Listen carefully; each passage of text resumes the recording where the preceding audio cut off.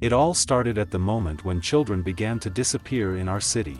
Incredibly, the children disappeared almost every day, and it was not possible to catch the maniac. He was like a shadow. He worked quickly, imperceptibly, maniac methodically. With the composure of a predator waiting for prey, he lured the guys into a trap and did something with them. But what? Perhaps every resident of the district asked himself this question. But no one knew the answer. At the same time, in a strange way or a deliberate combination of circumstances, I have recently been tormented by nightmares. I slept badly and was quickly exhausted. Terrible dreams. The terrible dreams I had caused indescribable fear and seemed to pour boiling water over me. I'd wake up in the middle of the night like a scared baby. But it wasn't the nightmare that woke me up that night. Someone broke my window. I jumped out of bed as if scalded and rushed to the window frame, but I could not catch the bully.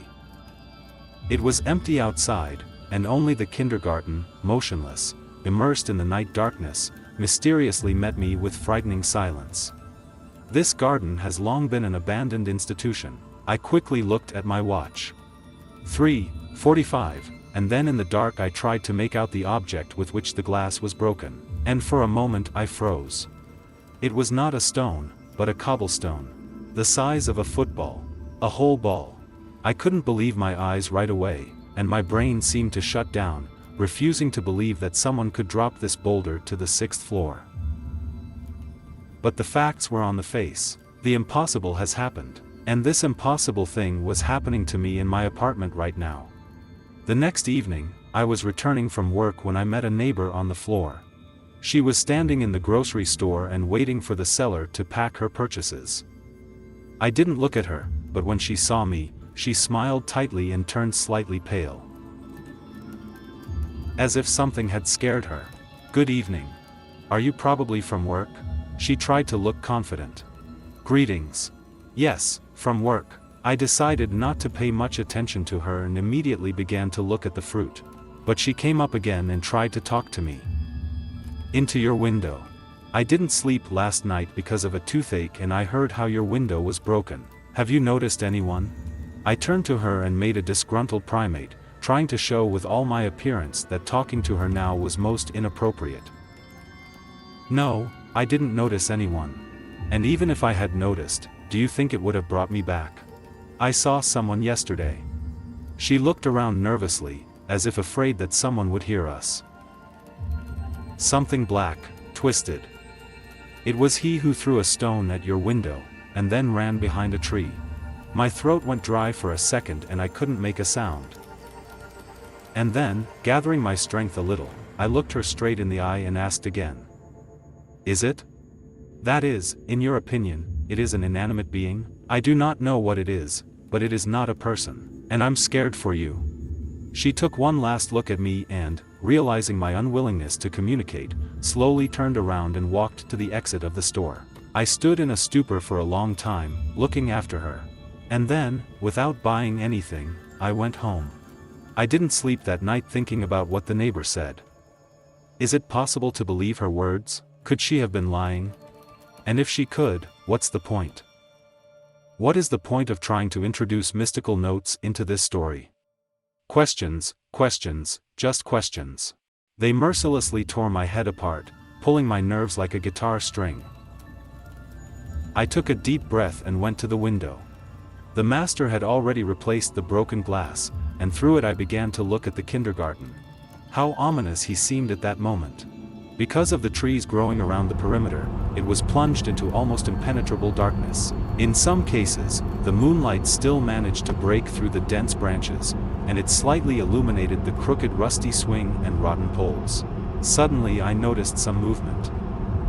Someone walked in the garden, past the old sandbox. Someone in a black robe, with a huge sword. Crooked. Out of fear, I jumped sharply away from the window. What was that? Who's there? Gathering my will into a fist, I went back to the window opening. Someone was digging there in the dark. At some point I realized, this creature was digging the ground. It was burying something. Some white bundles.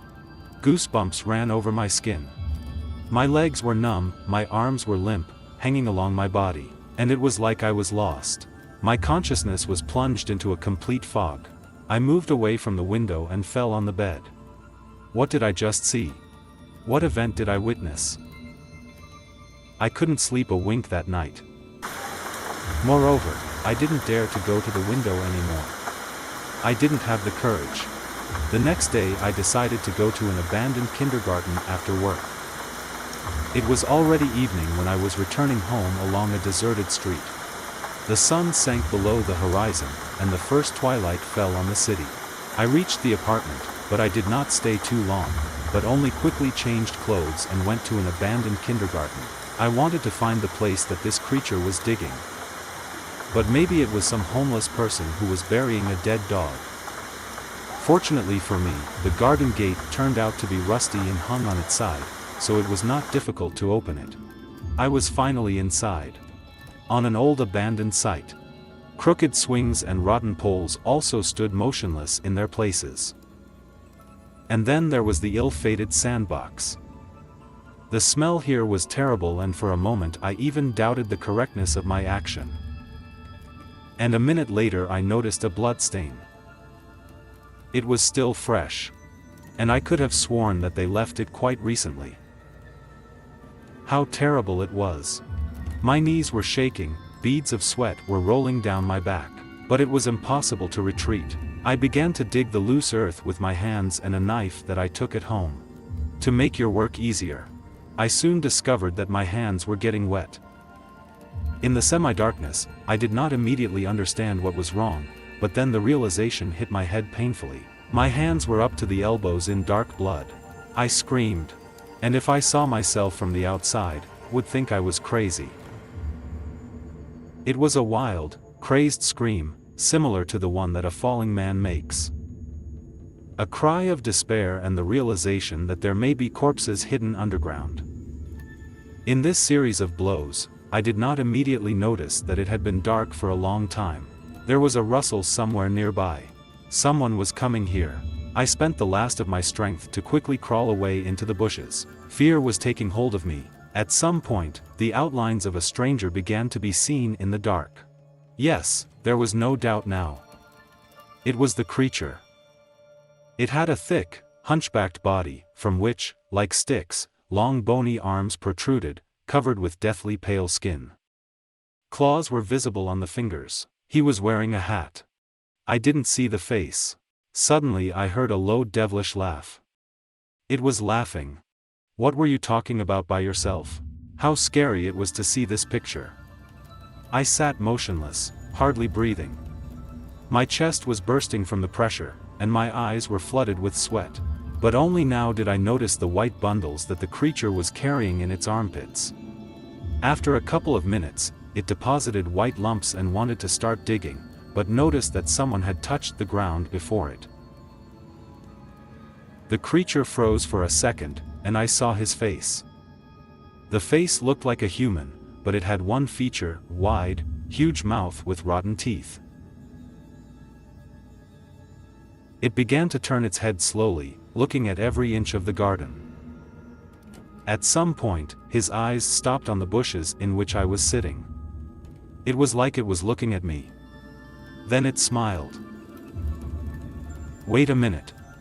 Don't be afraid." It laughed. I clutched my chest, afraid that my heart was about to break through my ribs with powerful blows. My head was spinning. From a new wave of fear, I almost fainted. "Wait a minute. Wait a minute." It suddenly began to scream furiously and quickly moved towards me. A pathetic attempt to rush to the exit was unsuccessful, and I was instantly overtaken by the devilish creature. The creature lifted me off the ground and hit me against the fence. Then it pulled me towards it again to get a better look at me. That was the moment. And I used it.